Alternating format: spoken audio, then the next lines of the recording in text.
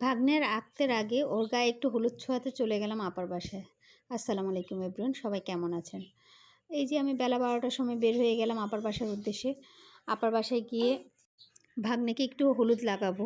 এগুলো আমাদের দেশীয় কালচার। আমার খুব ইচ্ছে ছিল, যখন ওর বিয়ের ডেটটা ফাইনাল হয়েছিল তখন থেকে আপাকে বলছিলাম যে আপা ওর আঁকতের আগে কিন্তু ওকে আমি একটু হলুদ লাগাবো।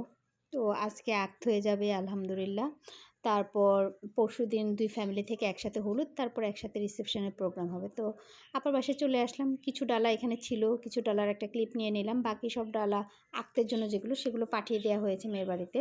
তো এক কাপ চা খেয়ে নিলাম, এর মধ্যে খালাকে দিয়ে দিলাম হলুদগুলো পরিষ্কার করার জন্য। আর আমি আর এক আপা গিয়েছিলাম। আপা বলল যে 5জন ম্যারিড মেয়ে নাকি একসাথে করে হলুদটা ছেঁচা দিতে হয়। তো একসাথে 5জনের হাত লাগিয়ে একটু হলুদটা ছুঁয়ে নিলাম। তো খালা এখন গান গেতে গেতে হলুদ বাটছিল বিয়ের জন্য। তো তারপরে এখানে আস্তে আস্তে হলুদের জন্য সব প্রিপারেশন করছিলাম। এদিকে খালাম্মা মানে আমার ভাগ্নের দাদি একটু দিয়াটা বানিয়ে দিচ্ছিল, যে এটা জ্বালালে নাকি নজর লাগে না। এগুলো সম্পর্কে আমার খুব একটা আইডিয়া নেই। আপা খালাম্মা সবাইকে জিজ্ঞেস করে করে আমি আসলে করছিলাম। তো সুন্দর করে খালাম্মা এটা বানিয়ে দিচ্ছে। এগুলো দেখলে না আসলে বিয়ে বিয়ে একটা ভাইব চলে আসে। এভাবে তো বিয়ের জিনিসটা চোখে পড়ে না। তো আসলে হলুদটা লাগালে দাগ পড়ে যায়, সেজন্য আমরা সাথে একটু উপটানও রেডি করে নিচ্ছিলাম। তো উপটানের মাঝখানে একটু আমরা গুঁড়া দুধ আর পানি দিয়ে সুন্দর করে আমরা উপটানটা রেডি করছিলাম। এই যে আপা রেডি করছে, আমি শুধু ভিডিও করছি, আমি কোনো কাজই করিনি।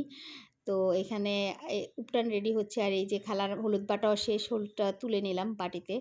এখন ভাগ্নে তো বলছিল যে না, এখন হলুদ টলুদ মাখা এগুলো এখনকার মানুষ পছন্দ করে না। আসলে আমাকে বললে হয়তো আমিও না করতাম। তো সবাই মিলে এই যে হলুদের জন্য সব রেডি করলাম। ভাগ্নেকে বললাম রেডি হও বাবা, তোমাকে একটু হলুদ মাখাবো, আমাদের কাজই তো এটা।